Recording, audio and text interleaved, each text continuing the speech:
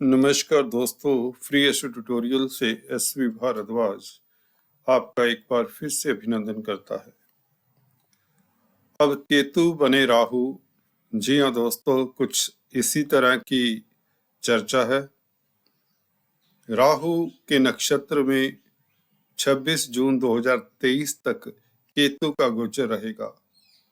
केतु पहले से ही अक्टूबर 18 से ही स्वाति नक्षत्र में राहु के नक्षत्र में प्रवेश कर चुके हैं और कर्क राशि लगन के ऊपर किस तरह का प्रभाव पड़ेगा जानेंगे आप इस वीडियो से।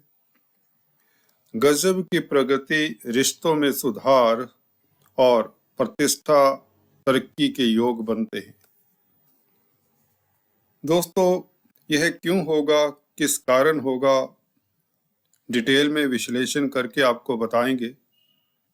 केतु दोस्तों आपके 4th हाउस में तुला राशि में शुक्र की राशि है, शुभ स्थिति है, कोई इतनी दिक्कत नहीं है क्योंकि लाभ के भी मालिक हैं शुक्र आपकी कुंडली में, तो लाभ की व्यवस्था करने में मदद ही करेंगे केतु। परंतु यदा कदा मातृ सुख में कमी, आपकी माता के स्वास्थ्य में कुछ न कुछ दिक्कत दे दिया करते हैं, मानसिक अशांति का कारण बनते रहे हैं। परंतु इस अवधि में राहु के साथ भी इनका प्रभाव जुड़ जाएगा 26 जून तक। तो केतु दोस्तों बेसिकली धड़ हैं, शरीर हैं, और राहु क्या है, सर हैं। क्या शरीर को, धड़ को सर मिल जाएगा? जी नहीं, ऐसा तो नहीं हो सकता। तो क्या होगा?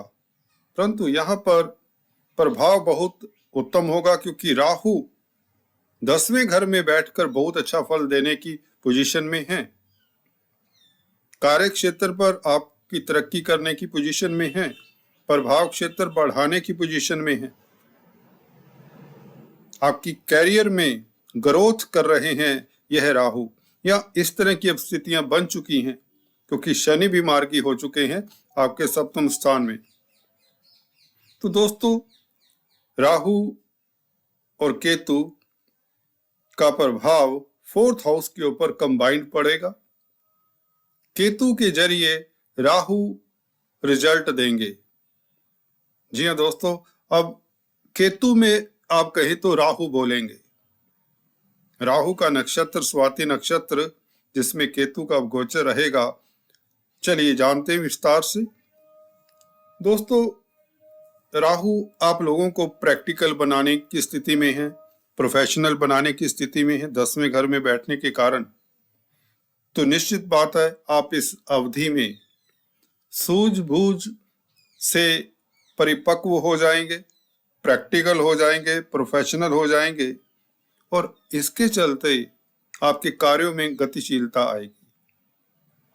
चलिए वो बात भी छोड़िए क्योंकि शनि मार्गी होकर अच्छी स्थिति में आ चुके हैं। तो केतु जो आपको, केतु दोस्तों बेसिकली इनका स्वभाव क्या है, राहु हो या केतु हो अशुभ ग्रह हैं, दुख संताप कष्ट ही देते हैं, बेसिकली कंफ्यूजन क्रिएट करते हैं। वैसे भी केतु तो मन के स्थान के ऊपर है, आपको तनाव देने की पूरी इनकी यत्न प्रयत्न रही पीछे जब शनि खासकर वक्री रहे। अप्रैल से 13 अप्रैल से जब तक यहाँ पर आए हैं, केतु का फल 4th हाउस में खासकर उनके लिए बहुत ज्यादा नेगेटिव रहा जिनकी दशा अंतरदशा प्रत्यंतर दशा रही। इस अवधि में ऐसा नहीं होगा, जून 26 तक आप काफी सेफ रहेंगे।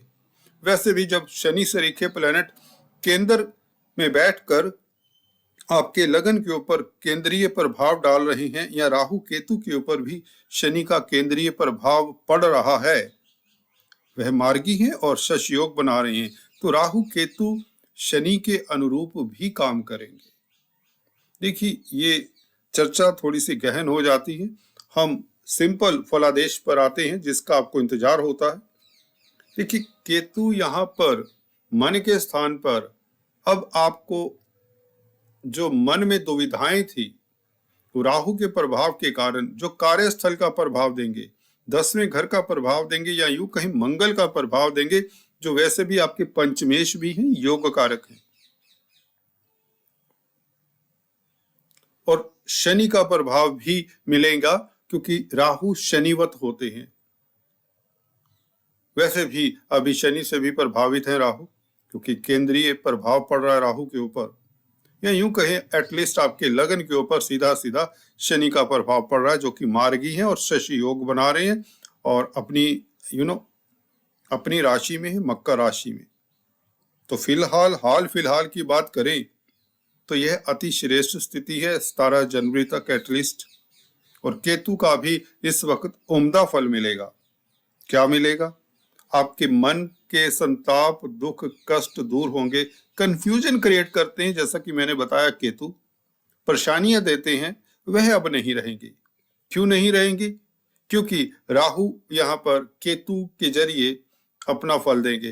हालांकि मदर के साथ यदा कदा वैचारिक मतभेद हो सकते हैं, परंतु राहु 4th हाउस में तुला राशि के एक किस्म से हो जाएंगे। डिटेल से अगर देखें तो यह केतु में राहु आ चुके हैं, और यह आप लोगों को तुला का प्रभाव राहु के जरिए मिलेगा, या यूं कहें शुक्र का प्रभाव मिलेगा, जो कि लाभ के मालिक है, तरक्की के मालिक है, गेंस के मालिक है। और शनि वैसे ही शुभ हो चुके, जो शुक्र के मित्र हैं। तो ये कॉम्प्लेक्स कॉन्फ़िगरेशन बन जाता है दोस्तों। इसको समझने के लिए थोड़ा सा वीडियो को रिपीट करके देखिए, बार बार देखिए, सुनिए। तो जो एस्ट्रोलॉजी जानना चाहते हैं, कुछ हासिल करना चाहते हैं एटलीस्ट इस वीडियो से, दे शुड बी पेशेंट। जहां तक राशिफल की बात है, वह बता ही रहा हूं कि 4th हाउस के अब शुभ फल मिलेंगे राहु के जरिए। आप सुखी रहेंगे। अब आपकी मदर के स्वास्थ्य में इंप्रूवमेंट हो चुका होगा। आपको मातृ सुख मिलेगा और पब्लिक में प्रतिष्ठा बढ़ेगी। यार दोस्त मित्र आपकी अब कदर करेंगे। जो लोग आपसे मुंह फेर चुके थे, जो लोग आप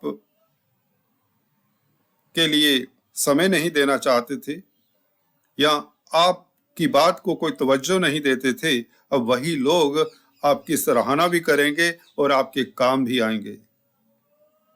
पब्लिक में आपकी प्रतिष्ठा बढ़ेगी, आपकी छवि बढ़ेगी, घर परिवार में भी आपकी रिस्पेक्ट बढ़ेगी। कारण शनि भी हैं। अकेला ग्रह देखिए, गोचर में अगर उसकी बात करें तो वह तर्क संगत नहीं होता, एनालिसिस अधूरा होता है। यहाँ पर गुरु का भी रोल बहुत गहरा है दोस्तों। गुरु आपके भाग्य स्थान में कुछ दिनों बाद मार्गी होने वाले हैं, तो 26 जून तक देखिए स्थितियां पहले से ही उत्तम हो चुकी हैं। आप लोगों के लिए धन की बरसात, भाग्य साथ रहेगा, और जमीन जायदाद प्रॉपर्टी से फायदा।